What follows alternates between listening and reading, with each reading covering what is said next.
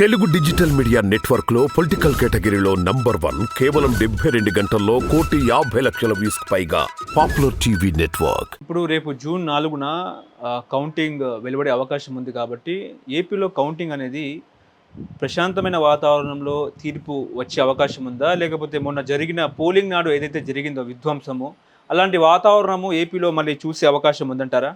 ఇప్పుడు నాకు తెలిసిన ఇన్ఫర్మేషన్ ప్రకారం, నాకు తెలిసిన అందిన వార్తల ప్రకారం, కొన్ని విషయాలు కొన్ని సర్కిల్స్ నుంచి నమ్మదగిన వ్యక్తుల దగ్గర నుంచి వచ్చిన దీని ప్రకారం పెద్ద ప్లాన్ జరుగుతుంది. అందుకని ఈ ఎలక్షన్ కమిషన్ ఈ అల్లర్లు కూడా ఎలక్షన్ కమిషన్దే తప్పు పడుతున్నాను నేను.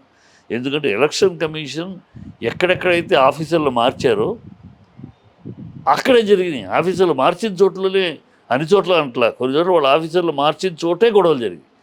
అంటే అలాంటి అసమర్థ ఆఫీసర్ని పెట్టారు, ఉన్న ఆఫీసర్ తీసేసి.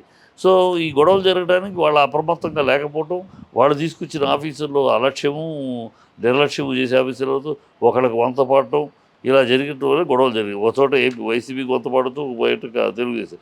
సో ఈసారైనా ఎన్నికలప్పుడు ఖచ్చితంగా స్ట్రింజెంట్ యాక్షన్ తీసుకోవాలి, పారామిలిటరీని కూడా. ఎందుకంటే నాకు అందిన వార్తల ప్రకారం టీడీపీ కూటమి అల్లర్లు సృష్టించాలని పథకం వేసుకున్నారు. ఎక్కడైతే ఓటింగ్లో కౌంటింగ్లో మన క్యాండిడేట్కి తగ్గుతుంది అని మనం గెలవచ్చే ఆ సూచనలు కనపట్లేదంటే అక్కడ బ్యాలెట్ బాక్సుల్ని తన్నేయటము, బ్యాలెట్ బాక్సుల్ని కౌంటింగ్ బాక్సుల్ని గొడవ చేయటము, ఆ చిల్లర చేసేయండి, రీ ఎలక్షన్ వస్తుంది. మనం అలా చేసిన తర్వాత మనం రీ ఎలక్షన్ వచ్చేప్పుడు మనం దాన్ని ఒక గేమ్ ప్లాన్గా చేసి ఈ గొడవలు వైసీపీ వాళ్ళు చేశారు, ఇంకోళ్ళు చేశారని చేసి మనం ప్రజల్లో మన్నన పొందొచ్చు. సో ఇలాంటి స్కీమ్ కౌంటింగ్ అప్పుడు, అందుకని కౌంటింగ్ అప్పుడు అందరూ కూడా కొంచెం అల్లరి చేయగలిగిన వాళ్ళు, కొంచెం రౌడీ సెటప్గా ఉన్న వాళ్ళని ఏజెంట్స్గా పెడుతున్నారు. పెట్టి అవసరమైతే దున్నేయండి, మనం ఓడిపోతున్నామంటే బ్యాలెట్ బాక్సుల్ని లాగేయండి, పీకేయండి అనే ప్లాన్లో ఉన్నారని నాకు అందిన వార్త.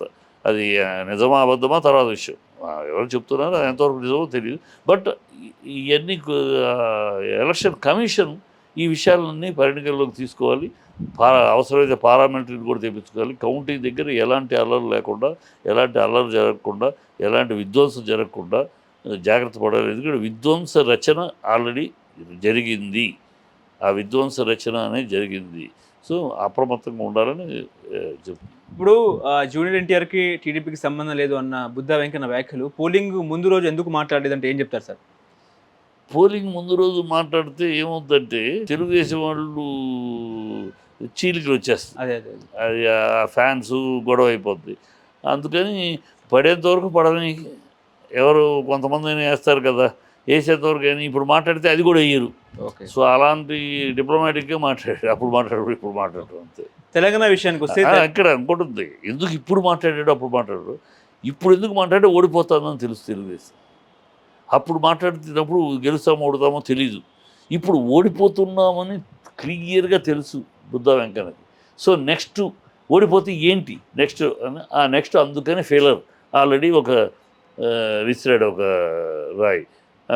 అంటే ఆ తెలుగుదేశం సభలో అతను వేరే రూట్లో వస్తాడు, ఆ రూట్ అప్పుడు మేము దాంట్లో ఉంటాం అన్నట్టు ఇండైరెక్ట్గా